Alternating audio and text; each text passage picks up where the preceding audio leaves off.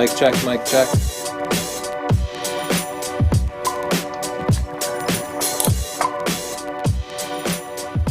$5 Thursday. You're watching Chelsea and Tony live, and today our theme is macro photography, so get your picture submitted now. Go to stp.io/submit.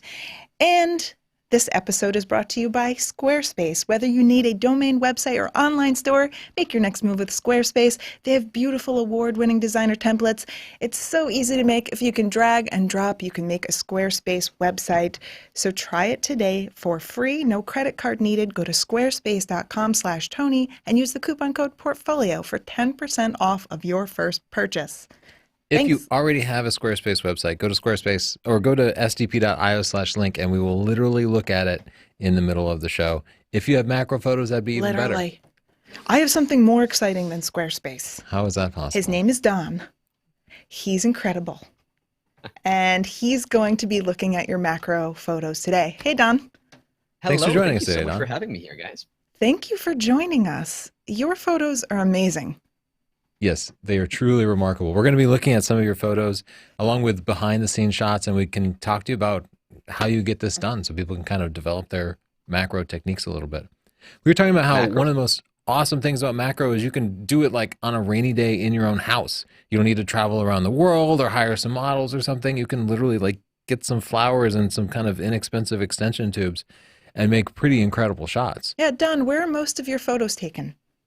These photos are mostly taken in my backyard and, 2 feet from my back door for a lot of the winter stuff. I don't want to venture out into the snow, but we've got some beautiful gardens and it doesn't take a whole lot. All you have to do is just go to the garden store, buy a few interesting flowers, and really the flower becomes the world for a photograph. You don't need to have a botanical garden right next to you or anything. I know people are going to ask, but what sort of camera do you use? Okay, so, I use the Canon 1DX Mark II, and I use the MPE 65mm macro lens quite often. Yeah, and this is a big camera, but this is not the only camera that I would use. This is what I would be using for snowflakes and extreme macro close-ups like pollen and things like that. But on a much more sort of conservative basis, I might use the same camera body, but even a 100mm macro lens works wonderful. I've got my the kit lens that I've had for a number of years, the Canon 24-105, survives really, really nice with just extension tubes on it and does amazing macro work.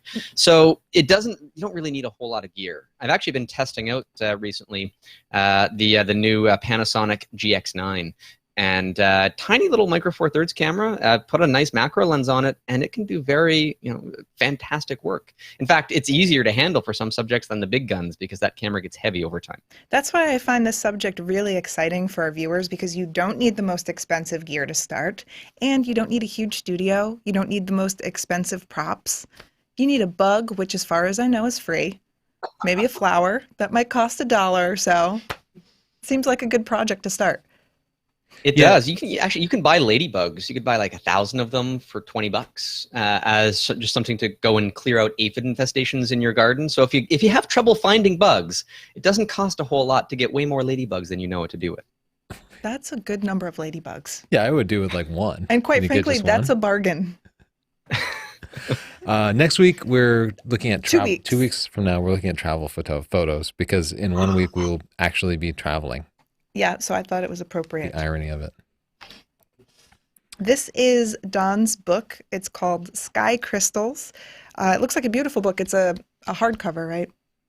It is. There's an ebook as well, but man, just as a hardcover book, it's 300 pages, and it's got every bit of information you could want to know about the science of snowflakes and how to photograph them. And that's translatable to everything on a small scale for macro photography. You can get that at http, of course, skycrystals.ca. And you can use the coupon code Northrop to save $5. Sweet. I'm going to do that. I know. I want that. Will you sign ours? Absolutely. Thank you.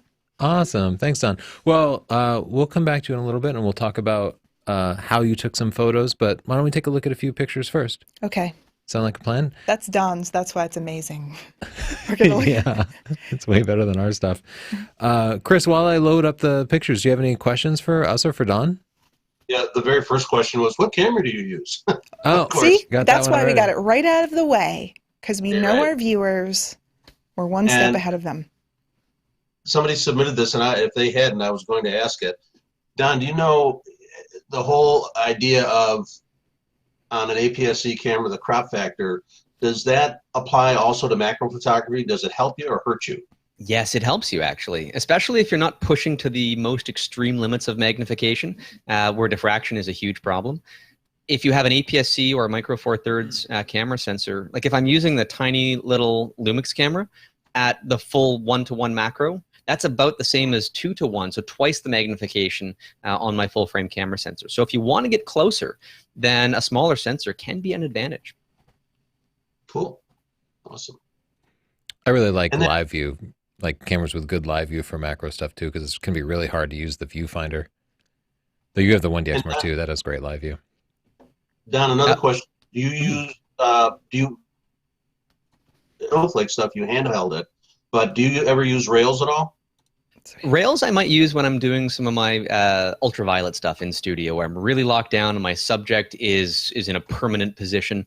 But for a lot of subjects like snowflakes or insects, you have to run and gun. You've got to follow them, and there's a lot of chaos involved. Finding the right angle often means you're rotating the camera around the subject being the center of rotation. And that means you've got to be hand-holding the camera and working quickly to get that.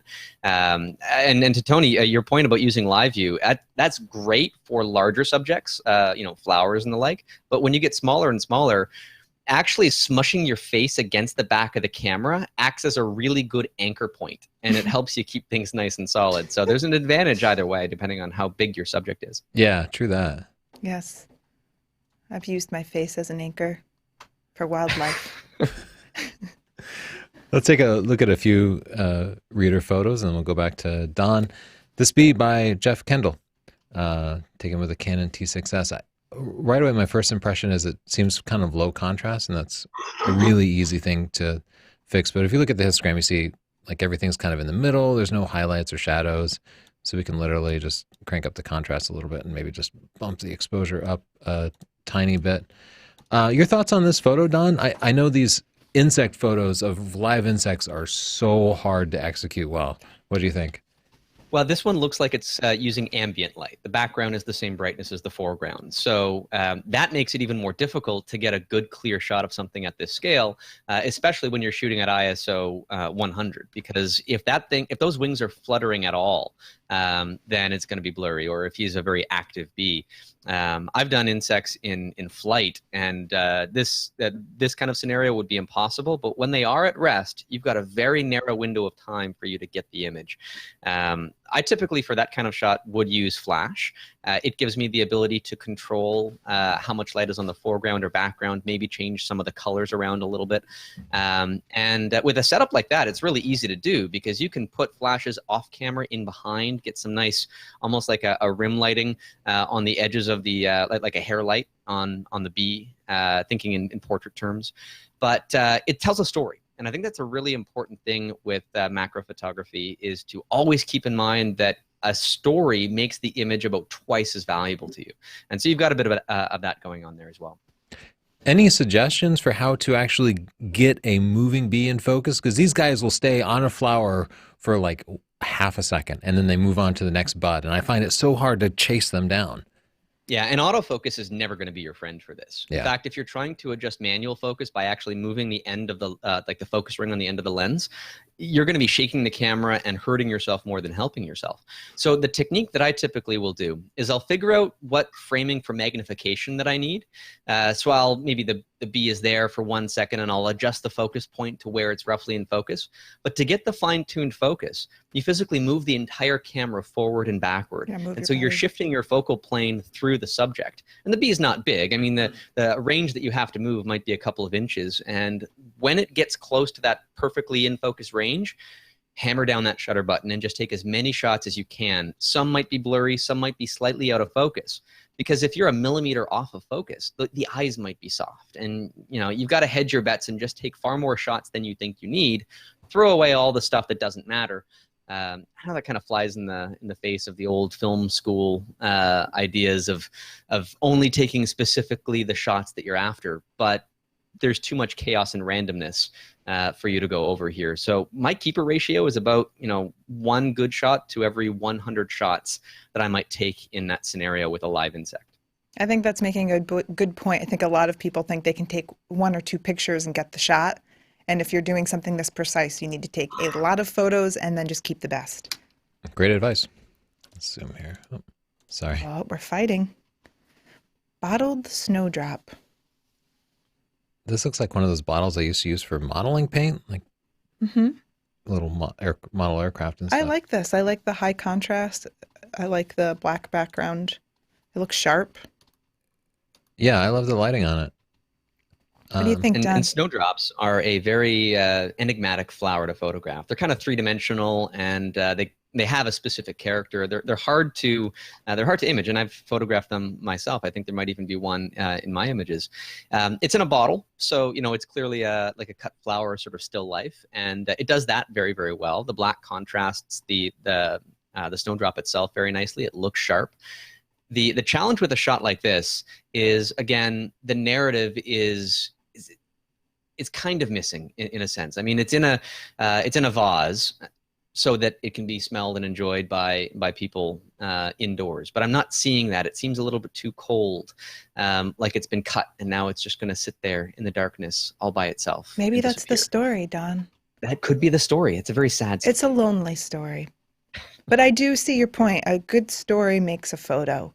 Sometimes we get lost in that when we're going for all the technical stuff. A Grass Spider in a Web by Kevin Diaz. I have a bunch of thoughts, but what do you think, Don? So the web is a little bit brighter than the spider himself or herself. I don't want to, judge its gender, but looking at an image like this, I've got the thoughts of a visual anchor point. The spider does stand out, but there's a bit too much around it, especially some of the out of focus grass in the right-hand side. It's kind of pulling my eye away from the main subject.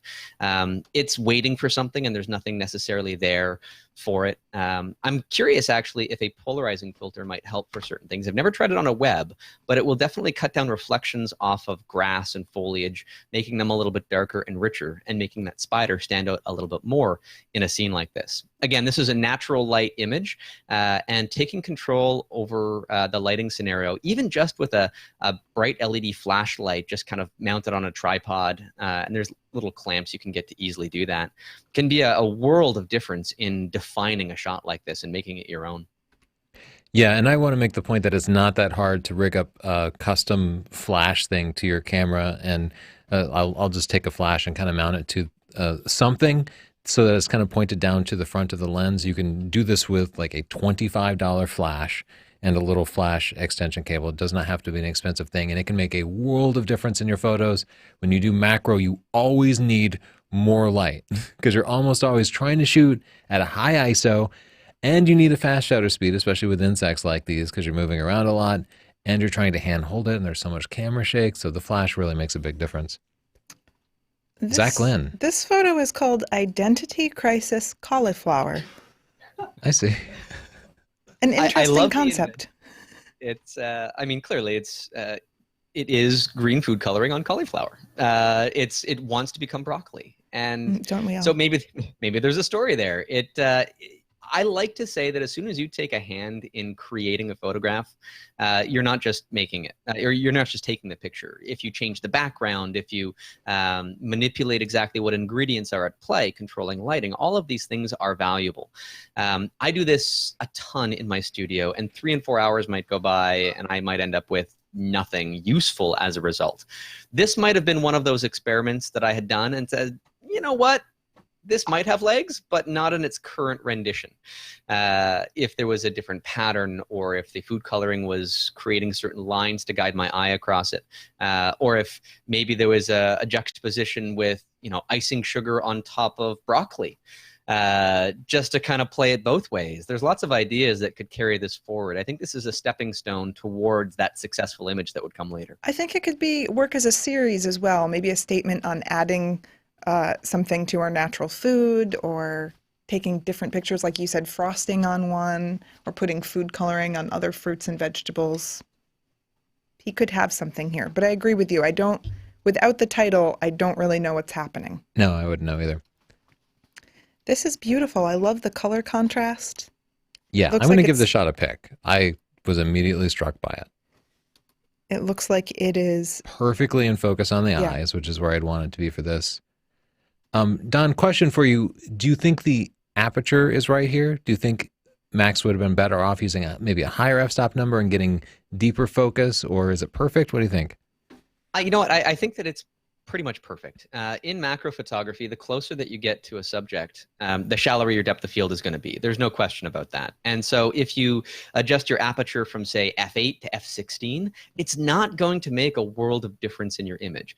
And in fact, in some cases, it's going to cause diffraction to start blurring things more than it's going to be helping. Keeping in mind that if you bring more in focus, the background, that nice out of focus, semi out of focus grass that's making some nice diagonal lines will become sharper and would become more of a distraction as well. So there's a lot to juggle around here, but there's an important point that I want to make about this photograph. There is no solid frame of reference for up in a lot of macro photographs. There's no horizon line. The fact that the insect is straight and level to us works really well. The grass in the background might have been what was straight. It's impossible to tell from this particular image. It could have been taken on an angle, a 30-degree, 45-degree angle. And as a macro photographer, this is one of the rules that we always have to kind of keep in the back of our minds, that playing with diagonal lines, seeing how they can interact with the corners of a frame, do not have to correspond to reality. I'm always reminding myself that, because if I'm just kind of shooting straight and up and down or vertical, whatever it happens to be, sometimes the best shot is made at 30 degrees. And so we're seeing something of that here. Great points. We'll have to do another import, but let's go and look at some of your photos, Don. Here for this photo, we have both the image and a sample setup, which might not be the exact same setup. So first, let me say this image is striking. I love the fact that it is on a completely black background. There are absolutely no distractions. The little bubble with the ice crystals on it is absolutely amazing. It feels like a little planet that is growing out of a flower. Striking. How did you get the bubble there? What is that?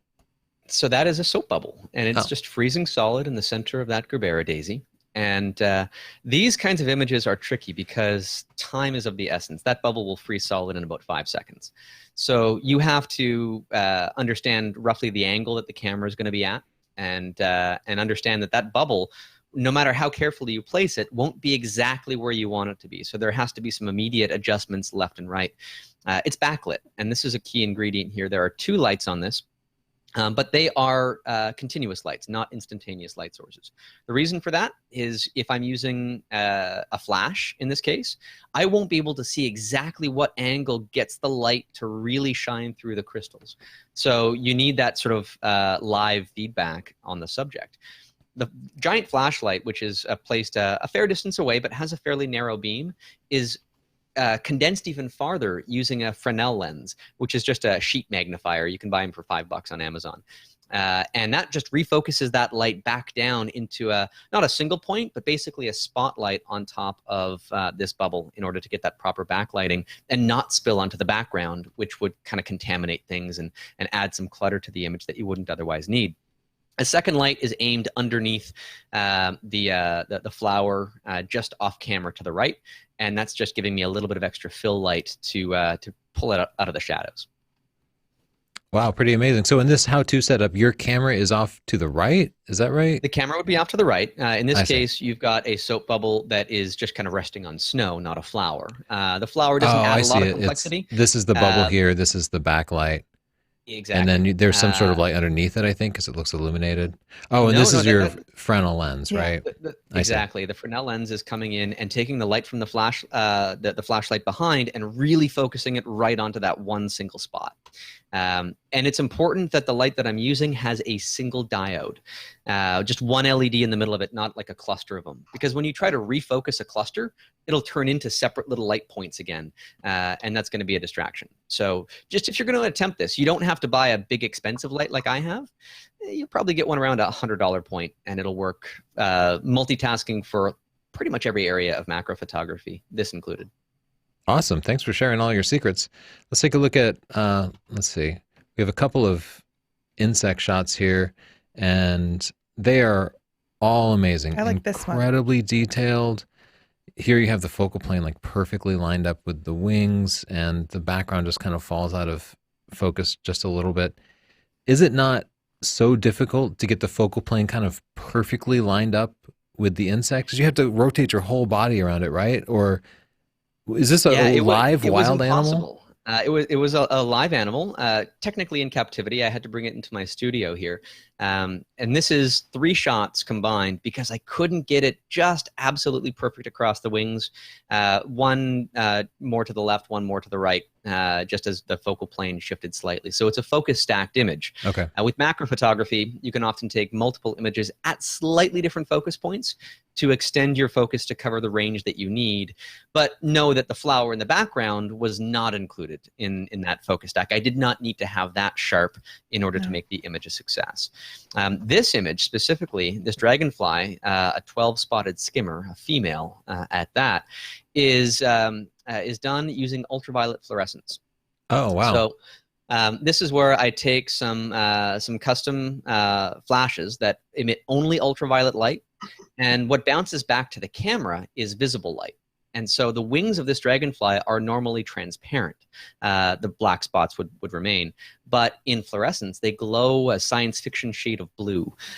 And same with the eyes. So it creates this really fascinating, almost otherworldly effect of just a regular dragonfly with clear wings. It turns into something completely different when you mess around with the physics of the light that you're using to image the subject. Awesome. I have never experimented with that. Yeah, it's beautiful. It looks like stained glass. How did you get the dragonfly to be there and not somewhere else? This is really tricky, and this is one of the only times that I've done it, because for the other insect shots, they're cooperative to some degree. I mean, you can move them with a stick into place and what have you, but a dragonfly would not fly into my dark studio and behave to stand exactly here. So I caught him outside and I brought him inside, put him in my freezer for about 2 minutes, which imitates nighttime for him. Things are cooling off and he gets very, very calm and still. And then I placed him on the flower, which is a bee balm, if I'm not mistaken. And he started flying around about 30 seconds after I put him down, and I had to take him back outside. So it was just enough to make sure that he would sit in place. And some people find that controversial because I'm taking something and I'm modifying it from its natural environment.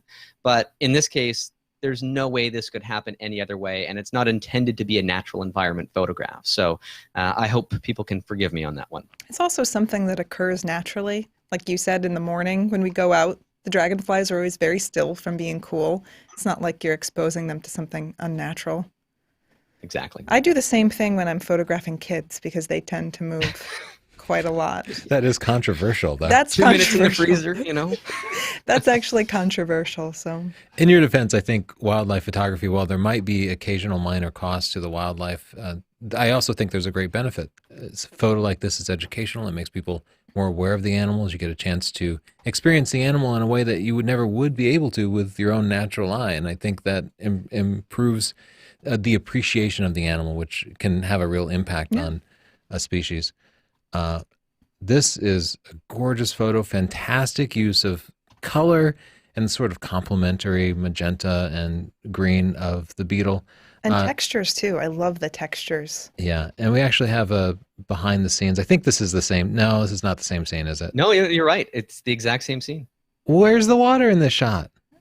It's in the black vase. You can kind of see some little dappled reflections or shadows and what have you on the bottom of the this little planter vase. But so this is a fun shot to make because it really shows to me how simple the ingredients can be if you put them together in the right way.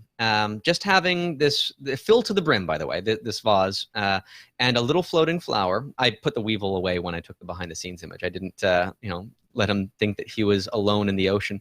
But I did actually rescue him from my bird bath. So I took him from there, placed him on this flower. He kind of chillaxed a little bit as he floated around, kind of forgetting he can fly. He's got wings, but he was a cooperative subject for about 5 minutes. And the hardest part about this was getting everything in one shot, because I can't focus stack this. It's floating around. And so this flower is not just moving left and right, it's also rotating a little bit. So I'm nudging it back and forth with a paper clip just to try and get it floating in front of the flower that's placed in the background solely for color. It's just creating that colorful background. And with macro photography, that's one of the things that a lot of people need to realize. The background is a controllable, changeable thing. And in this case, I chose a complementary color to the weevil. And so you can just go to the local florist or, you know, pop out into your garden and find a flower that matches the color palette as a nice accent, and play with it, because it is a completely constructed photograph. This was taken with an old lens, actually, the Canon, the Trioplan 100, which is, I've got the newer version, but it was common in the 1950s. Manual focus, manual everything, old school lens, and just extension tubes put on it. So you don't need fancy gear to make this sort of image work. Awesome. Cool. Thanks for the detailed description and fantastic work. I feel very inspired, and I want to stop the show and go take macro Let's do photos it. right now. Let's look at a few more reader photos. This is from Suzanne Kelly. It seems to be a close-up of some sort of, it's a gecko. It's a gecko eye. To my eye, it feels like they missed focus. I feel like I want to see the focus on the iris here. And also they're at ISO 6400. I guess you wouldn't want to use a flash for fear of hurting the animal. But like Don said, I think here is a time when you take a lot of shots and move your body in and out a little bit, and you take 100 shots and one of them is going to be a little bit sharper than the others. Here's a super close-up picture of a cricket with calcium dust. This one actually has, is this the same person? It's Suzanne Kelly. I think she's feeding that cricket to her gecko. Oh, that's probably a good point, but it's one picture per person. What do you think about this shot, Don? My first impression is I don't know where to look. Like, there's no clear focal point to me. Yeah, I'm kind of seeing like an angry face in the bokeh in the background. Yes, you're right. Which is neat, but I think that's more accidental than it is an important part of the image. But it's grabbing my attention more so than the in-focus areas. And so there's a battle back and forth between these two constructs. Now, that's not to say that bokeh can be a disadvantage to these images. It can absolutely be an asset. But there's nothing really connecting the two together. They do feel like they're in direct competition. I agree that's the brightest part of the photo, so it does draw your attention away. It feels unfair to show somebody's dragonfly photo after we saw It's rough. Don's shot. This is an image that I've taken photographs just like this myself, and it's in bright sunlight. And I mean, that's when you're at the dragonfly. That's probably, he's on patrol. He's just waiting to see something interesting and do a little fly around. And if you scare him off, the fun thing about dragonflies is they'll often come back to the exact same spot. And that's a really valuable trick for these subjects, because if it does, and a lot of the times they are predictable, if you find their spot, you can set up your own lighting. I've done for a lot of my images outdoors in the bright sunlight. The real solution here is an umbrella, a black umbrella. And that will allow you to block the available sunlight, really smooth things over so that you don't have harsh shadows. And then you can add in your own light, which, as we've discussed, is not a very expensive thing to do to these images. And immediately you've got control back over the scene to make that dragonfly the most important part of this puzzle, because the rock that it's on is drawing too much attention the way that we're seeing it. Yeah, good suggestions. Take control of the light. You found a good subject. Oh, this might be what you're talking about, how you can control the angle of your subject. Maybe it'd be better flipped right side up. Well, maybe, or on an angle, because you've got that the branch or twig or whatever this guy's on, and it's running horizontal here. But there's no frame of reference for up. This could be upside down, upside right, on any angle you could imagine. So what if this was rotated to 30 degrees, or just any? I'm saying an arbitrary number here. And if you have the original file that might be a little bit wider, if it's not cropped in at all, then that'll give you a little bit more freedom to juggle with that. With that line in post, because if that line, that primary line that it's attached to, was on a diagonal, I think you would have a much stronger photograph as a result. Great suggestion. I'll also say I would refer back to your earlier suggestion of using some focus stacking. If you take 100 pictures of this, at some points, this part of the wing is going to be in focus, and you can pretty easily stitch those together. Yep. I like the Hey, Don. colors here a lot. The yellow and the pink look really nice together. Let's see. What do you think, Yeah, Don? I like the colors here too. You know, it does show one of the signature features of macro photography is vibrant and saturated colors. And one of the things that can be difficult here is I can't tell looking at the image, but I do know that a lot of flowers that I have in my garden that would come out of the camera with this particular color palette are actually a deeper red color than what we're seeing. And this is probably a prime example of the camera. The camera's meter will be based on the entire spectrum of light. But if this is a predominantly red image, then the red pixels on the camera sensor are going to be completely overexposed compared to the green and the blue ones. And if the exposure is adjusted on average, the red ones hit their maximum peak, the green and the blue ones rise up a little bit, and it washes out the red. And so the colors here that I'm seeing are a little bit crunched within that really vibrant pink area. And so the solution to that is underexpose the shot by a stop or two and push it back up in post. And that's not a piece of advice I'd normally give, but it helps keep those red colors where they should be rather than being completely clipped. Like losing highlights in an image, they're really hard to pull back. Well, if you lose one color channel, it's hard to get the proper details back into that as well. The focus seems good, and I like the fact that there's a play between the insect and the flower. The lighter colored spot near the top of the frame, it's kind of pulling my eyes away a little bit too. Right here. And then there's a trick that I use to fix this in some of these images. If you wanted to kind of fade that off a little bit, make it a little bit more in tone with the rest of the image, in Photoshop you can use a hue and saturation adjustment layer with the little colorized checkbox clicked. And you can paint over that area and choose a color that matches the surrounding areas. And you can just kind of fade that off a little bit. You don't have to keep it as bright. Just add a bit of saturation back to it, and I think it'll blend in a little bit better. That's a good tip. Great suggestion. Gary. Great shot. An interesting subject, but it's at ISO 1600, and I actually feel kind of distracted by the amount of noise in the image. And I think, especially for raindrops that aren't moving, it'd be pretty easy to pull out a tripod and use a slower shutter speed, or you could probably even hand hold it at slower shutter speeds. Let's move on to this cool... Wendy Cooper. Oh, Wendy Cooper, one of our favorites. The photo reads is a little bit washed out to me, though. My first impression was I wanted to like bump the contrast up some. Yeah, I like the sort of the dance that the spider's doing. It's not just sitting calmly and quietly, but again, this is that ambient light macro kind of image where I can tell that everything is lit by the same diffuse light, like it's an overcast day. And so if you could, in some ways, get behind this spider and put a flower there, it might build the narrative stronger too, because he might be trying to, catch insects that are flying into the flower. But it would give a second color to the image and increase the contrast in terms of the color palette. But once you start doing that, you're already in the mode of manipulation. And you can start to play with lighting. I use a ring flash for a lot of insect photography, more so with bugs that have compound eyes than spiders. Because spiders have spherical eyes, which, I mean, I'm getting into the nitty gritty here, but a ring flash reflection on a sphere is going to be an annoyance. The same is true for water droplets, the shell of a ladybug, and things like that. But if you can get away with it, I can't really see the eyes in this shot. So a ring flash might give you that nice diffuse light that hits the subject more than the background. Great suggestion. Oh, dear Lord, this is terrifying. So it's a spider eating something, but I think it feels like it's a little bit out of focus to me. It's not crystal clear.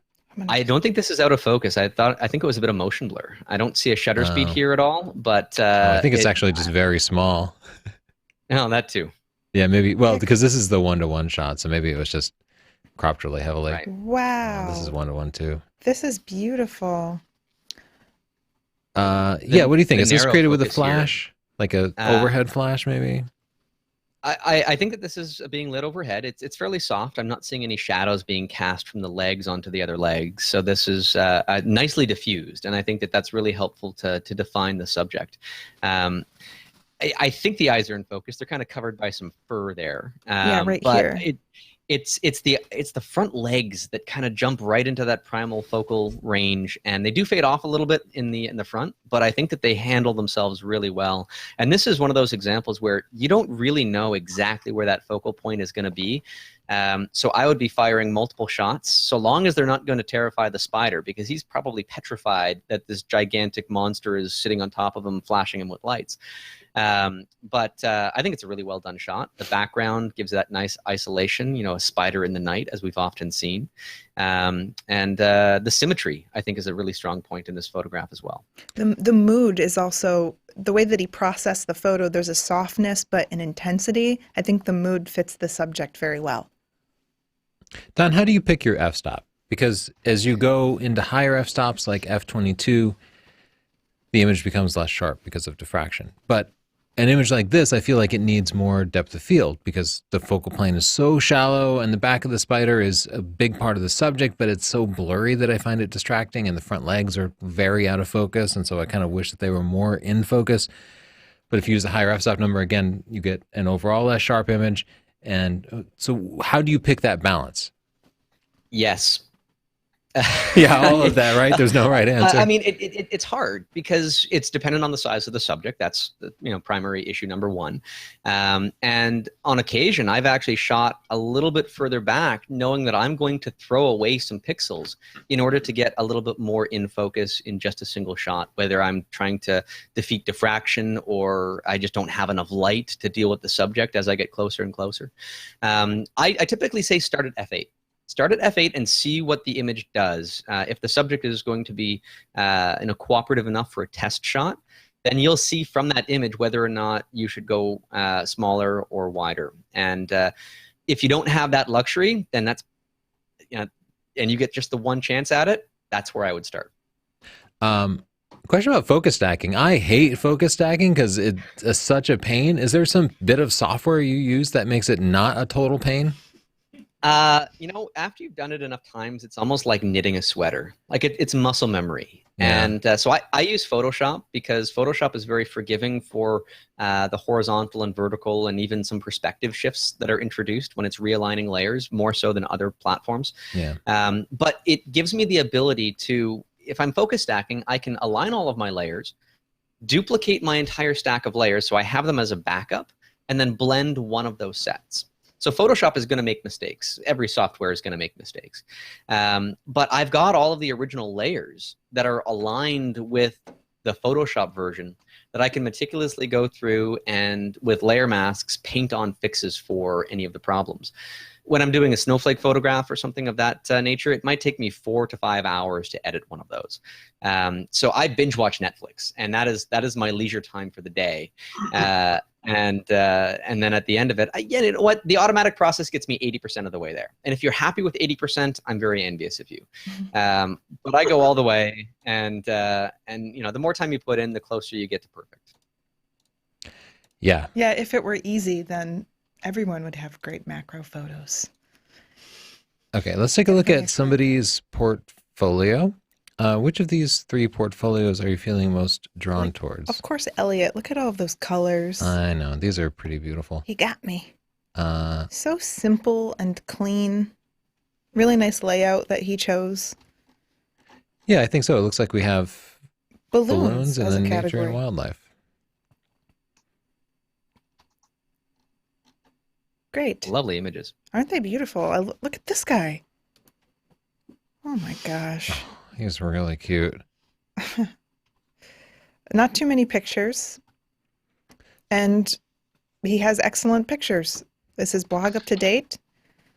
Oh, he's a better person than me. It is. Because it's up to date. Yeah. Yeah. And then about me. Let's see. Oh, great, there he is. great He's got a good friendly picture of himself. you. Good. Do you have a little description of yourself? You say that you sell your prints. So that's great. Well, Elliot, if you sell your prints, you should set up a little store, because Squarespace websites have a store built in. No matter which of the plans you get some level of store. So definitely set that up and let people buy prints right away. I feel like I want to see more pictures from you. We don't often say that. We Pictures usually are- tell people like trim their photos back, but I want to see more from you, Elliot. It's very This is our specific. easiest portfolio we've ever reviewed. Everything looks great. You don't have too many pictures. You said what you do. I guess our only critique is to set up a store to make purchasing prints easier. Elliot, you nailed it. You're Okay, the good. hero of the day.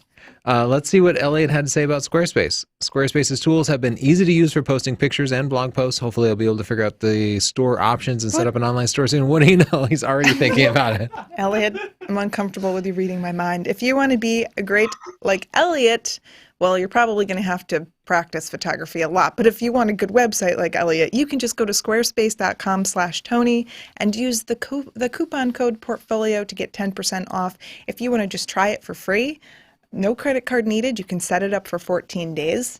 It's super easy.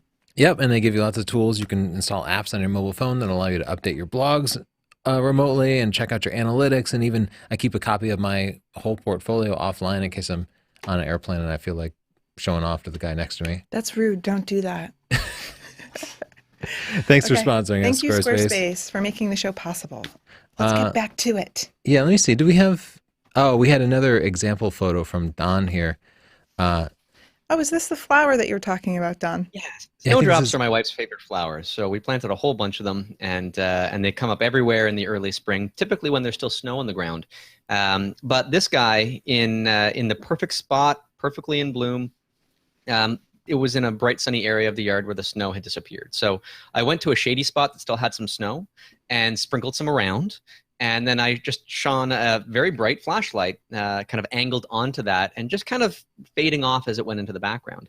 Then the background had too much sunlight on it and it was still coming through in the frame. So I placed a garbage can back there just from my bathroom and borrowed that for a little while. And it's got a blue color, and so it just fades off to a slight blue to black look right in behind the snowdrop. So this is where the flower was growing, but everything around the image was manufactured. I love And, that you're like the MacGyver of photography. And I think You have to be. yeah, I think that you prove that you can be creative and you don't need the most expensive gear or props. You just use a garbage can and some snow. Whatever works, you know. Yeah. And this was done with that Trioplan 100 lens, which is known when shooting wide open for its soap bubble bokeh. And so the little specular highlights in the background of the snow turn into these little beautiful sparkling circles of bokeh where the outer edge of them is brighter than the inner area. And a lot of old lenses, Trioplans, Primo plans, they all have this kind of soap bubble bokeh effect. And they can be found for between $100 and $200 on eBay with an adapter for your regular camera mount and some cheap like $5 extension tubes because they don't need any communication. And so for far less than most photographic equipment, you can be doing some pretty stellar and creative macro photography using stuff that's decades old. You're an inspiration. Great suggestions. Do you use a shutter delay when you take a picture like that? I don't think I needed to. The flashlight that I was using was 4,000 lumens, so Oh. there was no chance that I would have any motion blur or You had a anything that fast would- shutter going on. Yeah, there was a fast enough shutter here. Explain this to me. Okay, so water droplet refractions are a love of mine. What you're looking at is a wildflower seed, particularly this is prairie smoke, I believe. Oh, wow. But any wildflower, even a dandelion seed, when you spray them with water droplets, they will create very spherical water droplets on them. Spiderwebs do the same thing. A lot of bluegrasses do as well. And it's important that the water droplets are spherical because the more spherical they are, the better they will act like a lens. So in behind, I've placed an African daisy, and it's out of focus, creating the color palette of the background. And it comes into focus sharply in every one of those little water droplets. This is suspended from a little clamp, or supported by a clamp that's just under the surface of the water. And so there's the behind the scenes shot for you to see how this is all put together. Just a glass bowl on my kitchen table. And the clamp, by the way, the clamp that's holding that is called a third hand tool. And this is one of those tools that every macro photographer needs to get. They're like $7 on Amazon. buy 5 of them because they're, when you dunk them in water, they get all rusty and stuff. So they're kind of, expendable. But these third hand tools are going to be your best friend. I usually take the magnifying clamp off because it's not needed for a lot of stuff. But with that, I've got one under the water holding the wildflower seed in place. And then I've got a different tweezer-like appendage that's holding the flower, and it's also called a third hand tool. They just come in different varieties. And a glass bowl from Goodwill that cost me $2, and you're off to the races. Just putting the right ingredients in the right place make a huge difference here. One very important consideration is when you're looking at the actual image, you're not seeing the clamp. You're seeing the reflection off the surface of the water. And that's a key component because the angle of the light has to avoid hitting the clamp. Otherwise, it will have a specular reflection back to the camera, and you'll see it, and it'll be annoying. So carefully, using barn doors or a snoot, or I'll even use just a piece of cardboard, stop the flash from hitting ingredients that it doesn't need to hit. And aim for these kinds of images more on the background than the foreground. And then the droplets will glow on the surface that they're on, creating the magical composition that you see. Wow, that's beautiful and well thought out. Yeah, you know Really a lot nice. about this, Don. Dang. Did you learn about, you seem to know a lot about plants and animals. Did you learn about the biology first, or did you get into that as you started to explore things with macro photography? The latter. Macro photography is a tool to explore the world at your feet. I call it the universe at your feet for a reason, because as soon as you take a picture of something, you should start asking questions as to what the heck is it, and the more you know about it, the more you can work with it creatively. Yeah, I totally agree. I learned a lot about animals after starting wildlife photography, especially identifying species. I'd take a picture and then be like, what is that? And as Don was saying earlier, if you want to get a great photo of something, you have to understand its behavior. You learn that about dragonflies, how they go back to the same location once they take off. Those are valuable lessons that will help you take better photos. So let's take a look at some submitted photos. My first thought on this from Wade Glass is that I wish he had used a higher f-stop number. It feels like there's not nearly enough depth of field. We have like this first kisses is in focus, but then you can see it just immediately fades out. Yeah, if the background had like an interesting like crazy bokeh effect, or there was something fading off in the background that was enhanced by a shallow depth of field, I would speak against that comment. But you're right, there's nothing that is being enhanced with this shallow depth of field. And if you get just a little bit more, it can be an advantage. Again, with macro photography, changing your f-stop by adding a stop or two might not even be enough, depending on the size of your subject. With something as big as a Hershey Kiss, it would probably be enough to just go 1 or 2 stops, and you'd get everything that you want in a proper range here. I'm sorry.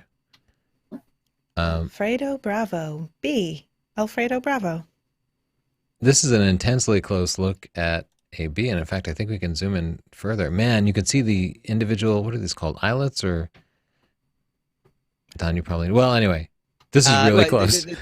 The ingredients of a compound eye, I'm not sure exactly what the term would be, but and if you have those ever so slightly out of focus, you won't see the separation between them.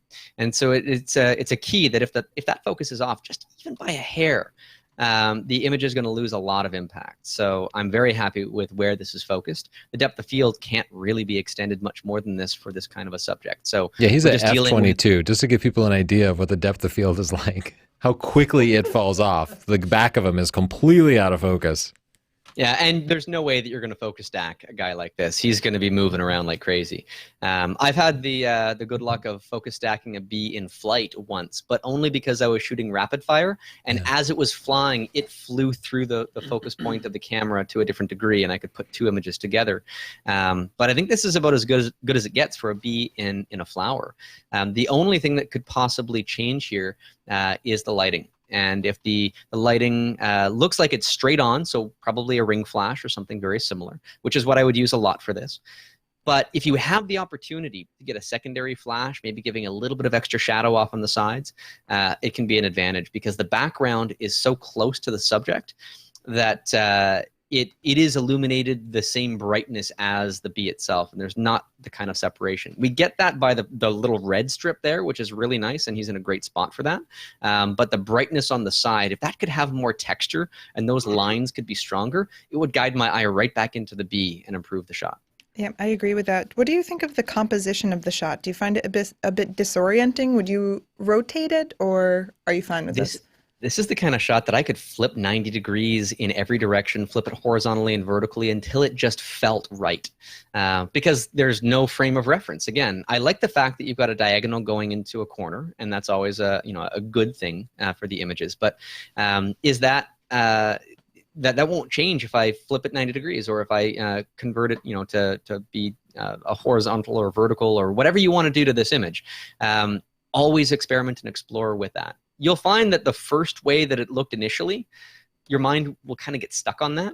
So flip it 90 degrees, walk away 5 minutes, and come back, and then see how it looks to you again, and you'll see probably a better shot will result from it. You, sir, are an artist and a scientist. Yes, he's both. Maybe we should see if Chris has any questions for Don. Oh, Chris, I'm What sorry. do you have, Chris? Yeah, Hi, I'm here. I'm so fascinated. You're there. Everybody in the chat is just fascinated. Don, you're doing a great job. Everybody loves the amount of detail. And some of the questions that people want to know, is there a downside to using a ring light? The ring light will create a ring reflection in the subject that you're photographing, so long as it has a spherical surface. So I don't use them typically for my water droplet images, because you get this big, nasty ring flash reflection in the droplets themselves. What a lot of people don't realize is you can use a ring off camera, though. So if you want to get some more control over your light, you just unclip it from the front of your lens, and you can hold it on different angles in different creative ways. And a lot of people miss that point with a ring flash. I use it exclusively for my snowflake work because it gives me the kind of control over the lighting without having to micromanage it on a small scale. And that's one of the things that I find it very convenient for macro photography. I should say that I use the Canon ring flash, the MR14. But the Yongnuo, what is it, the YN14, is like a perfect knockoff. It is a fifth the price, and it is the same thing. That's what I've got. The newer and Yongnuo, the same thing. They're like $60 on Amazon. They work great.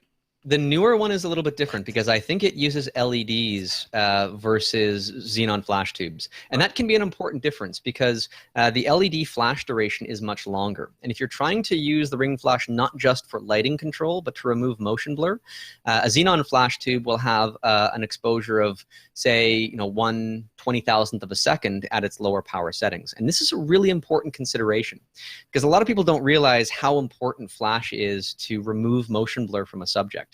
The example that I like to give is if you're in a completely dark room, like not a stray photon of light, and you set your camera on a 10-minute exposure, and arbitrarily during that 10 minutes you pop a flash. Well, what's the duration of that exposure? Is it 10 minutes or is it the duration that the flash was firing for? And both are technically true, but the one you care about is the flash. And so if you're at your fastest flash sync speed, you don't need to go to high-speed sync or anything, but your fastest flash sync speed, which is 1/200th, 2/50th of a second, if your flash is firing and its duration is 1/20,000th of a second and it is the dominant light source in that photograph, then that is your effective exposure, and motion blur just disappears. LEDs, however, might have a flash duration of 1/200th of a second. And so there's orders of magnitude in difference in terms of getting a nice clear shot between those two ingredients. Now, you said you used I think it's the MPE, the Canon MPE. That's the one. It will go from a 1-to-1 magnification all the way up to a 5-to-1 magnification within the same lens. There's no other lens from the big manufacturers that can kind of cover that range. There is one from Yongzi Optics that has their Metacon 4 to 4.5 millimeter macro lens, and this thing is really cheap. It's about $200. It's got a weird 3-blade aperture on that, which I think they cut too many corners to make that work. But it is available in Canon, Nikon, Pentax, Sony, all the mounts. And it is if you're looking for the extreme stuff, and we're talking like filling the frame with a bug's eye, pollen, snowflakes, it's a good entry-level way to get into those kind of subjects. If you don't need that much magnification, any macro lens works. A Tamron 90, a Sigma 105, the Nikon and Canon lenses, of course, are great. And add extension tubes to them, and that'll get you between the 1-to-1 and 2-to-1. So it all depends on what you want to photograph and what stories you feel the need to tell. Excellent. Thank you. You have any other questions? Yeah, one of the questions you answered was what um, focus stacking software do you use? Photoshop. Have you tried any of the other stuff?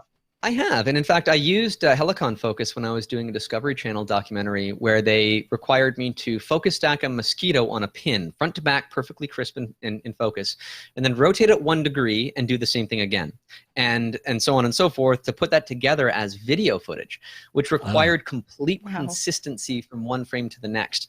If the software algorithm had a particular defect, that defect would be consistent, and it would kind of smooth out and disappear as video would transition. And Helicon Focus did a really good job at putting that together, and it had a batch mode in one of the tiers of that particular software. Wow. But I found that that software, and Zareen Stacker is another very popular one, they're great. There's no question about it.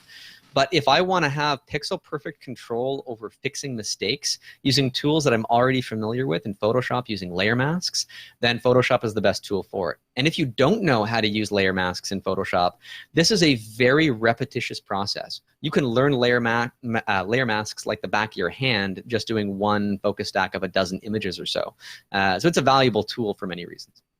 How long did it take you to stitch together a video using frames of focus stacked images? Yeah, it was that like, sounds insane. how many years did that take? It was all computational, and that's why it needed to be a batch process thing. So Helicon Focus, just crunching numbers on the really powerful computer that I have here, it took days to put that footage together. I bet. Dang, I can't even imagine. Let's take a look at a couple of pictures. This is a cicada from Doug H. What do you think? I'd like some color contrast in this one. We've got nice orange eyes, but it's on tan. Everything's kind of tan, tan, tan. I would like to use Don's trick of putting something in the background. Green would look really nice with this. I'll say I also feel like we missed focus a little bit. I wish we were right on the eyes, moving in and out like Don said, and of course, higher f-stop number or some sort of focus. I want to say about cicadas, one thing particularly about them is they're very cooperative and docile insects like a praying mantis would be. You can pick them up and you can put them down somewhere else and they will stay there. Nice. So, nice little food bug. for thought there. I just think the lighting on this one is so beautiful. It has this contrast and it just kind of has this mood. I do wish, this entire plant were in focus and we kind of have the foreground here being pretty out of focus, and I find that a little bit distracting. I like the fact that you've got some nice separation within the leaves there. There's not a whole lot of overlap, and that kind of helps the background come through. But again, the background could be a different color. It's a controllable element. This is not particularly a macro shot in that it seems kind of wide angle, but this frog seems pretty cool. Yeah, that frog's unbelievable. I'm just going to skip forward a little bit because we are kind of running out of time, so I'm looking for something that really kind of strikes me. I like that this is backlit and you get a glassy look. Hey, Don, sensor dust and particularly dust on your lens must be a total pain with your work, right? Oh, it is. And so I'll typically clean my camera sensor before every primary shoot. It's dust in the lens doesn't really make a play. If it's on the rear element, then maybe it has an issue, and I just use a little bulb blower to clean that off. But if you see like a dust spot in a blue sky and it bugs you, that spot will be about twice as obvious on an out of focus macro field like you have here. Mm-hmm. This is another example where more color in the background would have been nice for more color contrast. Yeah, the shot's definitely just straight up overexposed a little bit, right? Well, I put the exposure up a little. I see. Yeah. Yeah, there is some color in there. Yeah, and now this might be an interesting twist where you can use some of the tools in Photoshop that you would typically use to take, 10 pounds off of a model, the liquify tool. You could take that tool and you could put an extra little bit of a bend on the right part of that twig that this guy's on. And so you could accentuate the S curve a little bit and create a really fun dynamic line by just bending that twig a little bit in post-processing. That's an interesting thought. It never occurred to me. Great idea. And of course, clean up that dust. Oh, I'm going to give this one a pick. We haven't been giving many picks. No, it's going to be easy. We have to do that. Easy for Chris this week. So far. Chris, how you feeling over there, Chris? I'm feeling fine. I love this picture. I do too. It's just one of those memorials, perhaps. But I love the shallow depth of field. I kind of love the way it fades off. Yeah, I love the repetition. It looks like these are all, privates on a cenotaph or some sort of memorial, as you said. And the fact that there's repetition into the background allows me to know what those words are and just say that there are so many of them fading off into infinity. And that's I don't want to say a good message, but a powerful message would be taken with this in abstract. And that's a hard thing to accomplish. All right, I'm gonna Charles, you get a pick. I Yeah, thought it was there very you go. creative. Oh my gosh, look at this beautiful beetle. Oh, I Oh, wish I he wish had I some had more those in light my on him, backyard. though. You wish you had this beetle? Oh, yeah. Send me that beetle. You have beetle envy? Okay, it's on the way. The background is not as interesting as I'd like it to be. He's kind of like walking down a twig against a blue sky. And this is one of those ideas where rotate this thing, put that twig into a corner, make that 30-degree How do you change, rotate? and the angles can really work in Grab your the corner favor. up here. No, You might be a bit close to the edge of the frame because you don't have any extra room to play. This is where I might we could play expand the Photoshop, canvas, but where you can expand it, but getting that really drives actually- my eye up to it rather than have my kind of vision floating around in the background more than locking on. I'm also thinking Jarek might have tweaked the blues a little bit and maybe a little bit too much. Let's look at another picture. Whoa. That's pretty cool. Yeah, this is a super detailed picture. Wait, Not I'm too just going to many give him a distractions. pick. Okay. Nice job, Jarek. Okay. I'm going to give Neil a pick. I really like this shot. I Oh, was now struck we're- with it immediately. Yeah, now we're on a roll. The color contrast, it's like racing stripes almost on the left and the right, just kind of framing this dragonfly. I know they dart around really, really quickly, and I don't often see them grabbing onto a flower like this. They're often like grabbing onto a dead twig and hard to corral onto a more interesting subject. It looks like it's given it a nice old hug there. Yeah, he loves that. Great shot, Neil. Yeah, focus is great too. I'm going to... Wow, whoa, jump whoa, whoa. forward. Hey, What? You like the snail? I love the snail. Okay. Oh boy. I like the texture. I like the colors. I love I the like that he's subject climbing matter up. It's Mhm. like he's racing up towards the sky. to his dreams. The fact that his eyes are like the stalks of the eyes are a little bit out of focus and the shell is a bit soft. This is where I would do some focus stacking just to extend it to those areas. But keep in mind that I love the shallow depth of the background and the foreground. So when I would focus stack for the snail, I might actually take in like the center frame and just keep everything at the same level of softness on either side of him, just to really add some extra impact and punch to it. Great suggestions. Wow. Oh, I'm man. going to give this a pick straight out the gate. Yeah, Oh, that is some look at the texture. freaky detail. Yeah. I love this kind of macro shot, and I know how hard this is to do. So it's got some sort of a softbox over top to get a really nice soft light focused right on the front of the eyes. I know that this pretty much has to be just a single frame, and if you miss that focus, you've lost it. The fact that he's in a beautiful colored flower that's also nice and soft too, but it has texture and detail. We see the stamens. We're right in this bee's world, and that's what I love about it. Yeah, Me too. fantastic shot, Baz. You definitely got a pick for that. That is amazing. Oh. Daz. An assassin bug. Oh, look at you. I didn't even know what that was.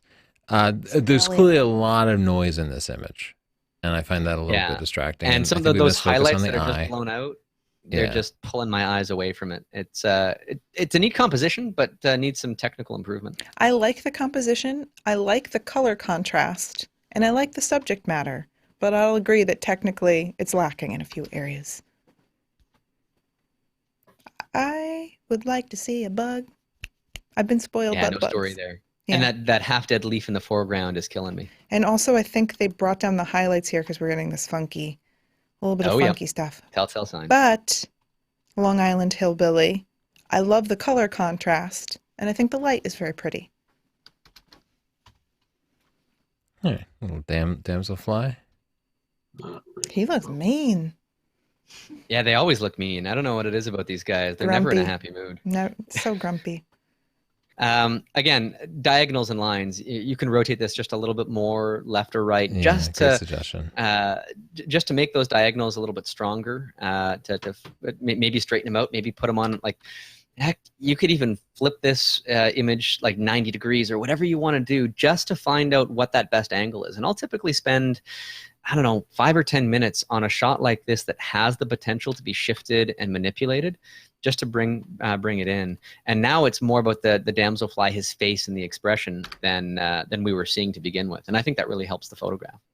I'm going to give them a pick because I think they did a lot right here. Good shot, Carla. Oh, I like What? this a lot. It's very abstract.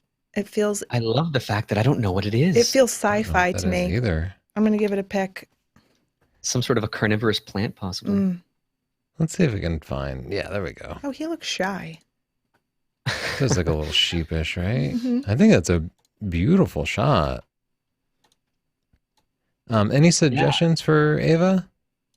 So, in terms of lighting, there seems to be sort of like a brightness on the back side of this flower rather than the front side, and it doesn't kill the shot for me, but it does kind of add a competing element to it. Again, possibly rotating, possibly changing the angle that you're shooting the subject at, because we've got this out of focus flower on the right hand side in the foreground, and in some cases that works, but it's riding that line. It's too much in focus to grab my attention, but it's Yeah. out of focus and there's no reward for looking at it.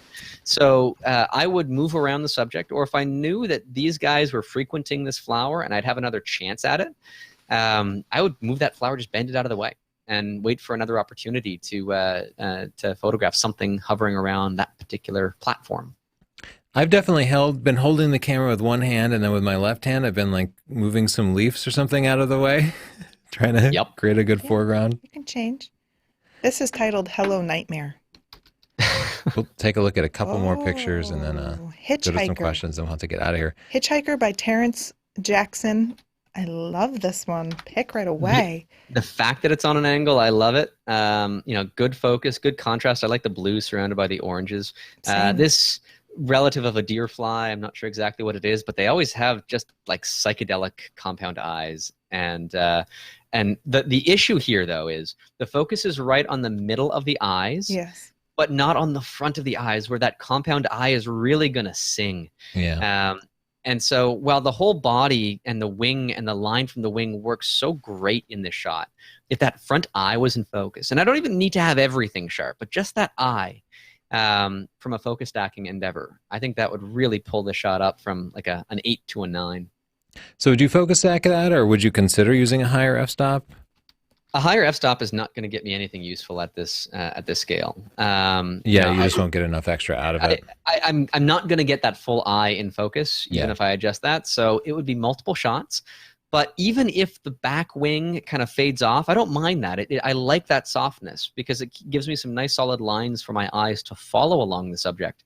So there is a point in focus stacking where you can, like I mentioned for the snail photograph, you can focus stack, but then keep one image as the primary base and only have the focus stacking affect a part of the image. In this case, the eye would do it. Don, a question. Okay. Go for it, Chris. For a lot of the shots that you do you try and stick in the mid-range of your f-stop, or do you stop down to a maximum? The trick is that for every magnification factor that you have, add one stop to get what your effective aperture would be. And that's not to say that that's the complete rule. There's more of an equation to it than that. But simply put, if I'm shooting at f22 and I'm at like 5:1 magnification, that's actually f32, 45, 64, 96, I don't know, 128, whatever it gets up to. Diffraction is going to blur the heck out of everything. So as the magnification increases, let up on the aperture a little bit, because you're not going to gain anything. You're just going to lose quality over the entire image. Okay. We have to get out of here. Do you want to cover these little bits of news for us, Charles? Only one piece of news. Okay. We skipped most of the news this week because we wanted to spend more time talking to Don. But... So our winner from our last show, the theme was love, is Rui Batista. So congratulations. We'll be contacting you. You will get a $20 gift certificate to our store. Thank you for participating. Awesome And shot. we hit 900,000 subscribers, so that's news. Thanks to And you. I think the biggest news of all for me are these pictures from Geert Wegen of these squirrels with ponies. I totally want to set up little tiny studios for squirrels and just let them come in and do what they do. I want to set up a little convertible for them to climb I into. find this truly and inspiring. a little office would be awesome, like a little Mhm. office desk with little like a PowerPoint slides or something, and have the squirrel just in there presenting. Done. Like a little fishing rod next to the Yes. bird bath. Oh, Mhm. that's a perfect idea. Do you find yourself wanting to switch your style of photography now that you see these squirrels? You know, yes, I think unequivocally. Yes, I trained some chipmunks in my backyard, and they'll come and eat out of my hand. One I can even pick up, and so I'm already thinking of ideas for me to pick him up and place him on a prop. This can happen. Could you get him a little briefcase? I could probably find one. Yeah. Mm. Yeah, I'm gonna raid eBay for small rodent props. This is gonna be fun. I'm so glad that we're all feeling inspired together. Don, thank you so much for joining us and for just letting us know all of your secrets and for being so helpful and generous with your knowledge. check I- the description to get a link to Don's book. Yeah, I wanted to remind people of Don's book. I can only imagine what's in that book now that we know everything you shared today. I'll find the slide for it. At skycrystals.ca, you can use the coupon code Northrop to get $5 off. I'm definitely going to order one. And of course, we have to thank our sponsor, Squarespace. Squarespace makes awesome websites for you. They're a great way to make a portfolio easily with basically no technical knowledge whatsoever. Just drag your pictures in, choose from one of the many different portfolios, use their mobile apps if you feel like it. Check out the analytics, see what people are thinking of your website.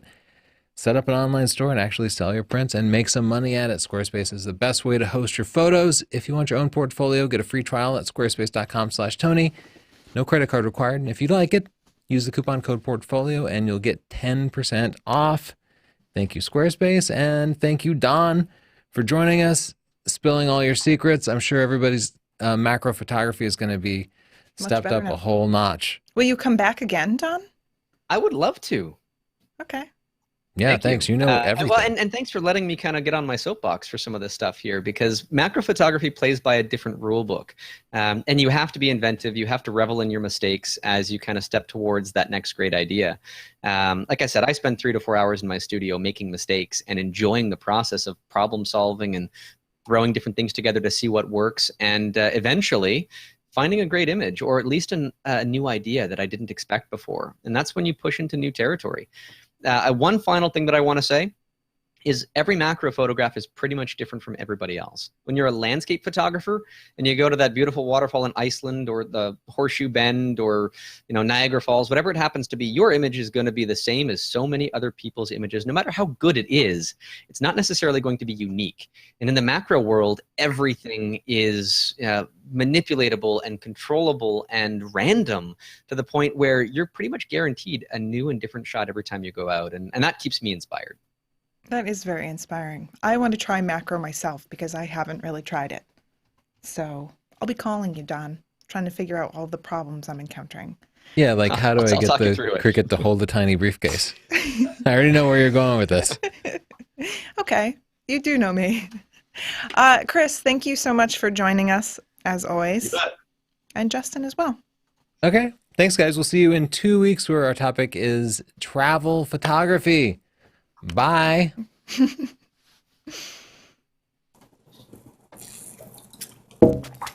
That is all.